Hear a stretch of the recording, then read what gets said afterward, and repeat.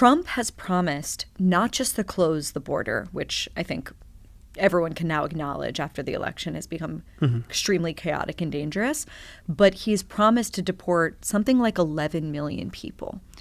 Do you think that's actually going to happen? I don't think I don't think they're literally going to do that. And then at the same time, there's some big way these things need to be rethought a lot. And like trade, there's a theory of immigration where it somehow grows the GDP.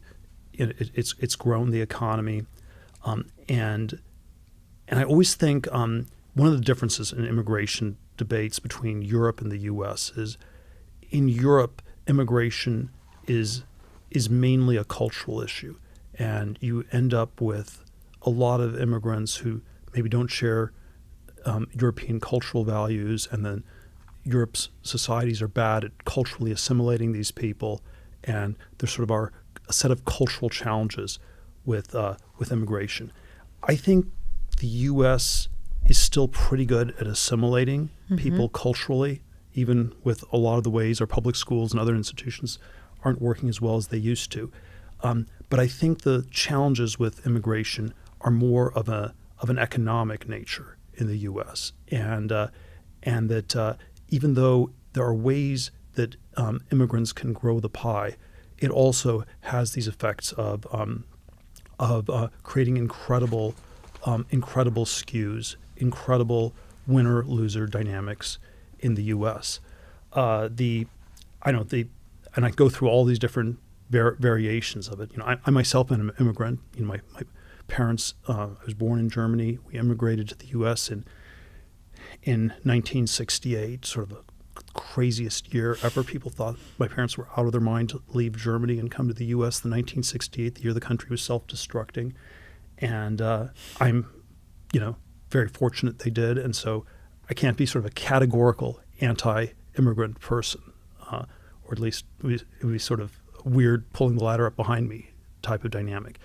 But at the same time, I think one should somehow be able to talk about all the ways that it creates these incredible economic skews and distortions. And I'll just go down one particular vertical that I think is pretty important, which is Henry George is this late 19th century economist who was he was considered quasi-socialist in the late 19th century. He's considered semi-libertarian in the early 21st century, which maybe tells you something about how our society changed. But the basic Georgist obsession was real estate.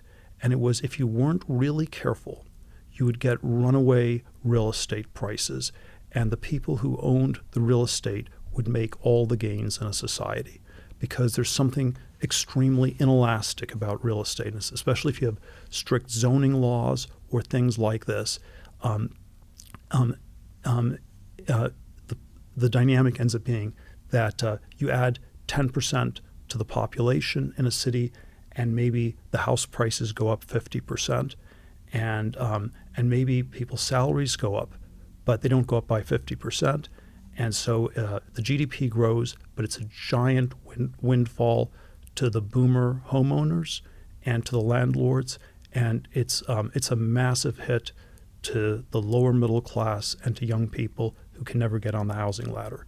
And there's sort of a way that I model what's happened in the U.S., in Britain, Canada, a lot of the Anglosphere countries, is a Georgist real estate catastrophe, where basically, and there's sort of ways I can describe this in Los Angeles where we live, but all sorts of places where, the real estate prices, the rents have gone up more and more. If we talk about the inflation problem, in this last, it was inflation and immigration, but and there's a way you could talk about inflation in terms of, the prices of eggs or groceries, but that's not that big a cost item even for lower middle class people.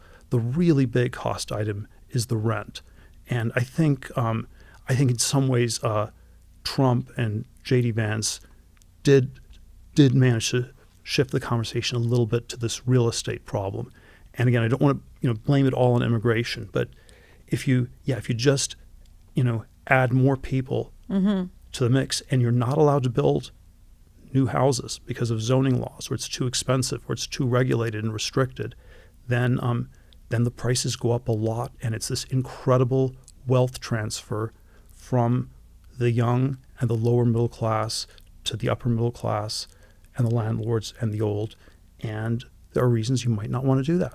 There are a lot of reasons you might not want to do it. So that's sort of a very there's no invidious distinctions involved. This is just sort of a basic Econ 1 point that we can't even make, I think most Americans, though, when they're thinking about the border and immigration, are thinking about, particular stories that were, I think rightly made a big deal in this campaign. They're thinking about criminals and drug cartels and sex trafficking and things like that.